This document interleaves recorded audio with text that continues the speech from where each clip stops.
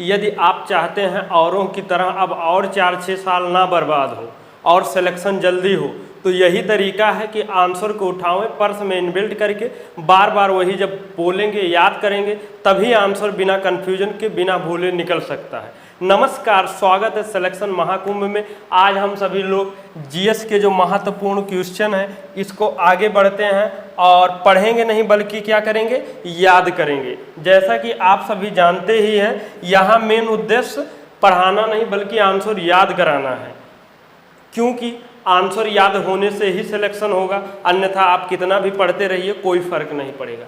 सीधा चलते हैं अपने क्वेश्चन पर। नालंदा विश्वविद्यालय के संस्थापक कौन थे? तो आप सभी लोग खुद से इमेजिन करिए कि जो लोग ये पहले पढ़ चुके हैं, क्या बिना कन्फ्यूजन के आंसर निकल रहा है? चंद्रगुप्त भी लग रहा है, कुमारगुप्त, धर्मपाल, यू सभी लगत है और लगेगा ही, कन्फ्यूजन तो बनेगा ही, ठीक। लेकिन हम लोग क्या करेंगे, अब इसका सही आंसर क्या है? कुमारगुप्त है, ठीक। क्या है? कुमारगुप्त है। तो यहाँ से क्या करेंगे, कुमार जी को उठाएंगे और इसी में इनबिल्ट करके नया नाम दे देंगे, क्या? नाल कुमार विश्वविद्यालय या नालंदा कुमार विश्वविद्यालय। अब एग्जाम में प्रश्न मिलेगा कि नालंदा विश्वविद्यालय के संस्थापक कौन है। आप बार बार क्या पढ़ चुके हैं, नाल कुमार या नालंदा कुमार विश्वविद्यालय, और कुमार से यही बिना कन्फ्यूजन के निकलेगा कि कुमारगुप्त, ठीक। और कभी कभी ये भी पूछ लिया जाता है कि नालंदा विश्वविद्यालय किस वंश से संबंधित है, और जैसा कि यहाँ गुप्त लगा हुआ है तो गुप्त वंश से ही है। नहीं अगर दिक्कत डाउट आ रहा है तो अब आप सभी लोग स्मार्ट हो ही चुके हैं, यूँ का ऐड कर दें। उद्देश्य तरीका एक ही होना चाहिए कि थोड़ा टाइम देकर पढ़ें लेकिन आंसर याद होना चाहिए। आगे बढ़ते हैं। विश्व का सबसे ऊंचा कहा जाने वाला क्या, विश्व शांति स्तूप कहाँ स्थित है? इसका सही आंसर आप सभी लोग बताएं।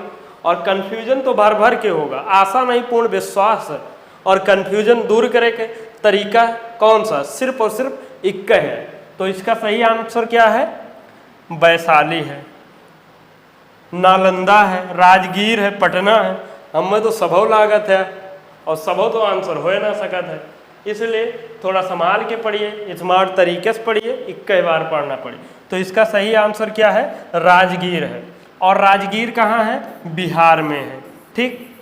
तो बिहार के लिए हम लोग क्या करते हैं, पहली बार तो हार उठाए के और चिपकाए देते हैं। तो अगर आप बिहार याद करना हो तो क्या बोलेंगे, विश्व शांति हार स्तूप कहाँ स्थित है? हार से बिहार। और अगर राजगीर बिहार में है ये पता है तो क्या उठाइए, राज उठाइए और इसी में इनबिल्ट करके क्या बोलेंगे, विश्व शांति राज स्तूप गिर। गिर चाहे आप जोड़ भी सकते हैं, नहीं भी जोड़ सकते हैं। यहाँ इसलिए जोड़े हैं, नहीं तो बाद में आप सब लोग राज से कंफ्यूज हो जाइए कि राजस्थान तो ना है ऑप्शन में देख के। इसलिए आप सभी लोग इसका नया नाम क्या बोलेंगे, विश्व शांति राज स्तूप गिर, ठीक, या स्तूप। इतने से आप लोग को ऑप्शन देखकर यहाँ राजगीर के पास पहुँच जाएंगे। और राज हार भी जोड़ सकते हैं, बाकी आप सब लोग को पैटर्न पता हो चुका। और आज मैं आ रहा था रास्ते में, एक और ज़बरदस्त तरीके का ईजाद किए हैं कि उसको और भी आसानी से, जो कोई चीज़ पेचीदा आंसर नहीं याद हो पा रहा, उसको और भी तोड़ मरोड़ कर याद करेंगे अच्छे से। बस आप लोग तरीका फॉलो करिए। जैन धर्म के संस्थापक कौन थे? इसका सही आंसर क्या है?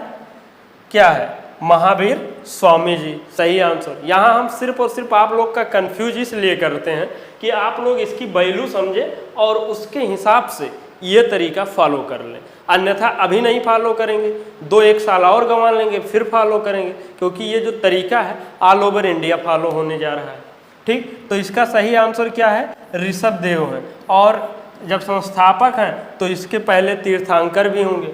और जैन धर्म में टोटल कितने तीर्थंकर हुए हैं? 24। याद कैसे रखेंगे? और इनकी एक अलग अलग अपना चिन्ह है, क्या है, कौन है, किसका बैल है, सिंह है, हिरण है, सर्प है। यही इतनी 24 नाम और 24 उनके वो याद करना, इतनी सारी कन्फ्यूजन। आइए उसको भी आगे देखते हैं कैसे बिना कन्फ्यूजन के याद। अब देखिए जैन धर्म, अब या तो आप यहाँ ऋषभ उठा लीजिए या देव, इतने से आपको उतना हिंट मिल जाएगा कि इसके कौन है। नहीं तो महावीर स्वामी भी लगेंगे, पारस लगेंगे और जितने नाम है। क्या करेंगे, जैन देव धर्म के संस्थापक कौन थे। अब ये प्रश्न यहाँ बना दीजिए अब दोबारा जब लिखेंगे ये प्रश्न या नोट करते हैं, जैन देव धर्म के संस्थापक कौन थे। अब देव, इतना ऋषभ देव को पता ही रहता, तो यहीं से आंसर निकाल लेंगे। ठीक, आगे बढ़ते हैं। यहाँ पर क्या है, सूची 1 सूची 2 से सुमेल कीजिए। यही जो आप सभी लोग के तीर्थंकर और उनके संज्ञान अर्थात इनका क्या अपना चिन्ह थी, प्रतीक क्या था। ठीक है, ऐसे समझेंगे। अब क्या था, पार्श्वनाथ का क्या था, वृषभ था। आदिनाथ का क्या था, सिंह था। महावीर का सर्प, शांतिनाथ का हिरण।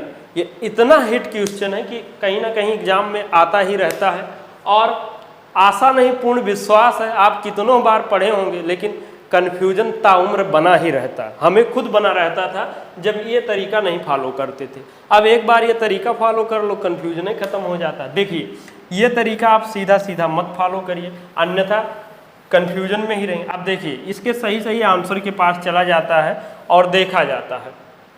पार्श्वनाथ किसके थे, सर्प का है। ठीक, तो इनका नया नाम ही दे देंगे, पार्श्व के जगह ही पर पार्श्वनाथ कह दिए, पार्श्व और या पार्श्वनाथ। अब इनका एग्जाम में प्रश्न मिलेगा पार्श्वनाथ, आप क्या पढ़े हैं, पार्श्वनाथ, और सर्प ऑलरेडी प्रश्न खुद ब खुद आंसर बताएगा।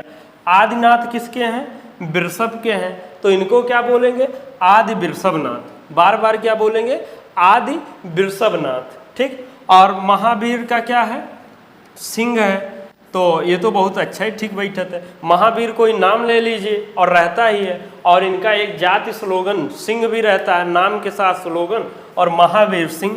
अब कुछ तो ये सब भूल सकते हैं, लेकिन अगर एक बार ये कह लिए कि महावीर सिंह, अब कंफ्यूज होकर दिखावें।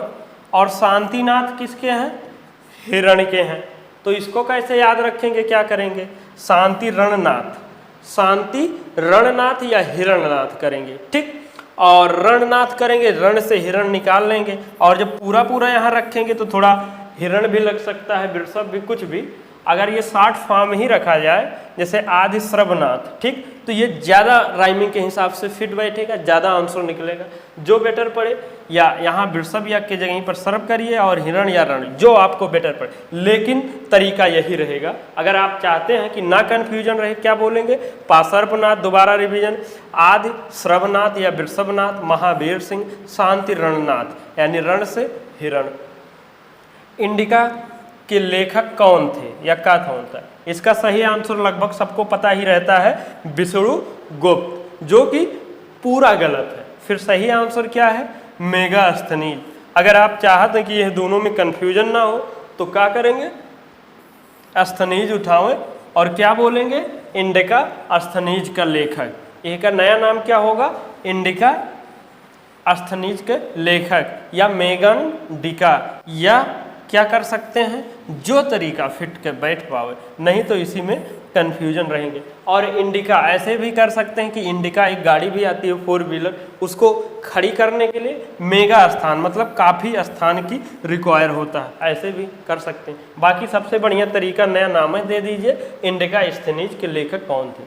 और जैन धर्म से संबंधित क्या, अनेकांतवाद, या इसको क्या नया एक नाम से बोलते हैं, स्यादवाद। निम्नलिखित में से किसका क्रोध सिद्धांत या दर्शन है, ये किस धर्म से है। ठीक, तो इसका सही क्या है, जैन मत। किसका है, जैन मत, ये सही है। ठीक, याद कैसे रखेंगे, अनेकांतवाद, और अलग से याद रखेंगे जैन, कंफ्यूजन होना सुनिश्चित है। करेंगे क्या, जैन उठाइए, इसी में इनबिल्ट करके नया नाम क्या बोलेंगे, अनेकांत जैनाद। क्या बोलेंगे, अनेकांत जैनाद या जैनादवाद। ठीक, जो भी बेटर पड़े, या स्याद जैनाद, अर्थात स्यादवाद प्रश्न में मिलेगा। आप क्या पढ़ चुके हैं, स्याद जैनाद। यहीं से बिना कंफ्यूजन, बिना भूले जैन आंसर निकल सकता है, वरना बौद्ध लगेगा, वैष्णव, या जितना भी हो सकता है, कुछ भी लग सकता है। आगे बढ़ते हैं। 16 महाजनपदों की सूची, अर्थात 16 महाजनपद है, इसकी जानकारी कहाँ से मिलेगी, निम्नलिखित में से किस ग्रंथ में मिलती है।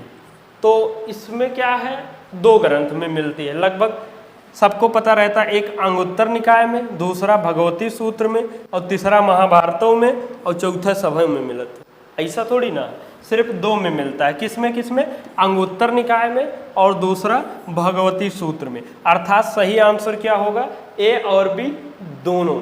ठीक, ये तो लगभग सबको पता हो जाता। और मेन प्रीफरेंस और सबसे नंबर पहले पर यही बात आता है अंगुत्तर निकाय की। लेकिन ये तो यहाँ तक हो जाता है, एक क्वेश्चन और बनता है कि ये कौन कौन से धर्म से है। एक बौद्ध का है, एक जैन का है। तो अगर इसका चाहते हैं कि कन्फ्यूजन ना रहे कौन सा बौद्ध वाला है कौन सा जैन वाला है, तो देखें भैया आपन एक के वही तरीका है कि पर्स भाई साहब के पास चलते हैं। बौद्ध धर्म, ठीक, ये है बौद्ध धर्म के लिए, ठीक, और भगवती सूत्र किसके? जैन धर्म के लिए, ठीक। अगर आप चाहते हैं कि कन्फ्यूजन ना हो तो बस एक ही काम करना है, अपन अंगुत्तर निकाय को जैसा कि हमने पढ़ाया है बंगुत्तर निकाय बोलेंगे। अंगुत्तर निकाय के नाम हमेशा के लिए क्या हो गया है? अंगुत्तर का नया नाम बंगुत्तर निकाय, ठीक। अब यहाँ पर आपको एग्जाम में पर्स वो मिलेगा, आप बंगुत्तर और बा से यही कन्फ्यूजन से क्या निकलेगा? बौद्ध। और भगवती सूत्र को क्या कर देंगे? जगवती सूत्र। यही एक तरीका है कि उसी में बांध दें तो कन्फ्यूजन नहीं होगा, ठीक है। आगे बढ़ते हैं। निम्नलिखित में से किसका सुमेल नहीं है, मतलब कौन सा गलत है? अब ये 16 महाजनपद है और इसकी राजधानियाँ ये पूछा गया है। अब यहाँ आप देखिए कौन सही है कौन गलत है। अंग की राजधानी चंपा सही है, वश की राजधानी कौशाम्बी यही सही है, मत्स्य की राजधानी विराटनगर और कौशल की राजधानी अहिच्छत्र, यानी कि सब सही है। ये प्रश्नों में गलत है। ऐसे अलग अलग पढ़े होंगे तो ऐसे लागत हुई, अच्छा ये है कि ये है, अच्छा नहीं ये वाला, अच्छा ये वाला, तो भैया होगा निश्चित है।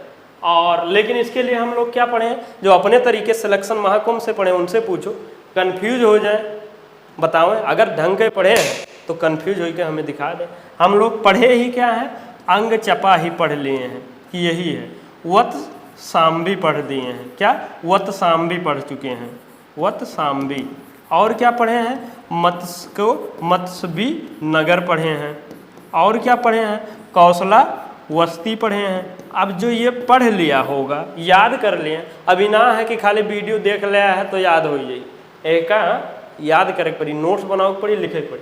अब जो लोग पढ़े हैं पहले से वो कंफ्यूज हो गए तो उनका पढ़ना लिखना सब धिक्कार है, ठीक। अब देखो अंग चपा कंफ्यूज हो सकते हैं, वत्स साम्बी अर्थात वत्स के कौशाम्बी, मत्स्यबी नगर अर्थात मत्स्य विराटनगर, कौशलावस्ती अर्थात श्रावस्ती, और यहाँ क्या है? अहिच्छत्र। इसलिए इस प्रश्न के अकॉर्डिंग जो है आंसर यही होगा डी। और ये अहिच्छत्र किसका है? पांचाल छत्र हम लोग पढ़े हैं, पांचाल छत्र या पांच छात्र। अब बताओ ये कंफ्यूज होकर दिखाओ, इसीलिए कहते हैं ये तरीका फॉलो करिए। अब ज़्यादा कुछ नहीं करेंगे, आगे बढ़ते हैं। महाभारत के अनुसार उत्तरी पांचाल की राजधानी स्थित है, तो पांचाल अभी देखें तो इसकी सही आंसर क्या है? हस्तिनापुर, इंद्रप्रस्थ, अहिच्छत्र, मथुरा। ये तो सबौ लागत है, लग रहा है कि नहीं? बताओ आप लोग बताओ तो सही लगेगा, सब लगेगा, इसलिए तरीका बदलें। पांचाल छत्र, यही हम लोग क्या पढ़ लिए हैं? पांचाल छत्र, और छत्र से क्या निकलेगा? अहिच्छत्र, बिना कंफ्यूजन के। इंद्रप्रस्थ किसका है? हम लोग पढ़े हैं कुरुप्रस्थ, अर्थात कुरु की राजधानी इंद्रप्रस्थ, मथुरा सूरथुरासेन, ठीक। 16 महाजनपदों के युग में मथुरा इनमें से किसकी राजधानी थी? याद कैसे रखेंगे? मथुरा किसकी? अभी का हमने क्या कुरुप्रस्थ पढ़े हैं। वत्साम्बी, काशी वासी अर्थात वाराणसी, सूरथुरासेन क्या पढ़े हैं? सूरथुरासेन अर्थात थुरा या मथुरा, यहीं से निकलेगा बिना कंफ्यूजन का। तो सही आंसर क्या हुआ? सूरसेन। आगे बढ़ते हैं। सूची 1 का सूची 2 से सुमेल कीजिए। अब देखिए आप सभी लोग कैसे किए हैं? कुरु की राजधानी श्रावस्ती, वत्स के इंद्रप्रस्थ, कौशल अहिच्छत्र, पांचाल कौशाम्बी। देखो कितना प्रश्न इजी है, सही सही सब सीधे सीधा तो मिलाना है ना? ऐसे ऐसे जो लोग नहीं पढ़े होंगे तो ऐसे मिलेगा। लेकिन क्या हम लोग पढ़ चुके हैं? ये पढ़े ही नहीं। क्या पढ़े हैं? कुरुप्रस्थ अर्थात इसका कहाँ जाएगा? इंद्रप्रस्थ पर। वत्स को क्या पढ़े हैं? वत्स साम्बी, साम्बी कहाँ है? कौशाम्बी, कौशल को क्या पढ़े हैं? कौशलावस्थी अर्थात श्रावस्ती। पांचाल मतलब पांच छत्र या पांचाल छत्र, कहाँ चला गया? अहिछत्र। यही इकलौता ऐसा तरीका है कि अगर एक बार आप समय दे दिए तो ये मान के चलिए ये आपको समय देगा और फिर सिलेक्शन सुनिश्चित होगा। आगे बढ़ते हैं। जैसा कि हमने कुछ जैन धर्म से संबंधित क्वेश्चन कराए हैं उसको याद करवाने की कोशिश किए हैं, और जो महाजनपद था हम लोगों ने पढ़ा था उसको ऑब्जेक्टिव सॉल्व करवाने की कोशिश किए हैं। आप सभी लोग अगर आशा नहीं पूर्ण विश्वास है क्लास अच्छे से देखे थे, याद किए थे, तो सिंगल ऐसा कोई क्वेश्चन नहीं है कि आप गलत कर सकते हैं। जब भैया मेहनत ना करवे, पढ़वे ना करिए, खाली टिकटाक की तरह एक बार वीडियो देख लें तो उससे ना याद होगा। हाँ, अगर आप एक बार याद किए हैं और भूल जाते हैं तो आप हमसे संपर्क कर सकते हैं, क्योंकि आप भूल नहीं सकते हैं। यही वो तरीका है।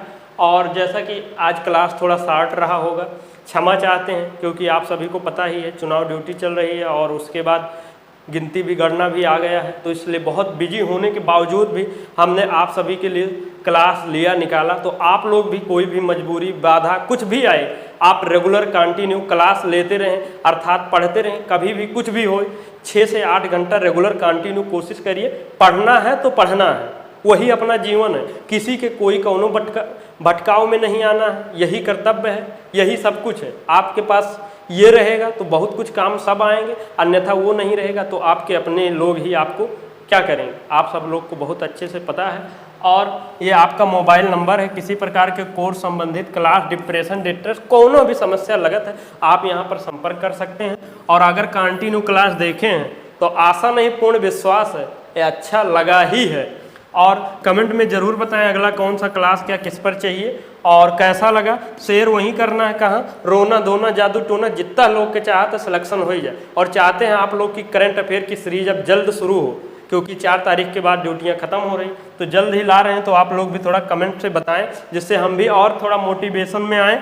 और पहली बार आए हैं, तरीका थोड़ा सा भी अच्छा लगा तो सब्सक्राइब करी के बेल आइकन हिट कर लें और अपना भाई दोस्त बंधु कुछ समझ के अच्छे मार्ग पर चलें, पढ़ाई करें, सिलेक्शन लें। और टेलीग्राम चैनल पर जुड़े, यहाँ पर PDF लिंक क्लासेस सब मिलते रहते हैं, क्विज और सिलेक्शन महाकुंभ परिवार से जुड़े रहने के लिए हर बार की तरह दिल की अनंत गहराई से बहुत बहुत धन्यवाद। जय हिंद, जय भारत।